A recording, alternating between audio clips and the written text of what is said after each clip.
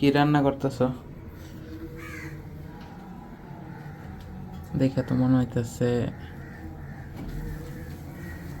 Wow, মাশাআল্লাহ। আলু মূলা মিক্স করে খিচুড়ি সবজি আলু, মূলা, তারপরে শীতের সবজি দিয়ে আর কি, শীতের সকালে খাইলে খিচুড়ি। গুন্ডাই নেই খিচুড়ি সিন্দাই নেই পুষ্টিকর রান্না বেশি মজা সব ধরনের সবজি দিয়ে রান্না করলেও আরো মানে মজা হয়। আরো বেশি ভালো হয়।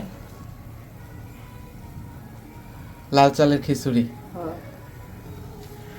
এই তো লাউ দেখেন না শীতের সকালে মানে এমনিতেই তো শীতকাল মানে খাওয়া দাওয়া, শীতকাল মানে মানে পরোটা, ভাজি, তারপরে মানে কি বলবো সবকিছু খাইতে মজা।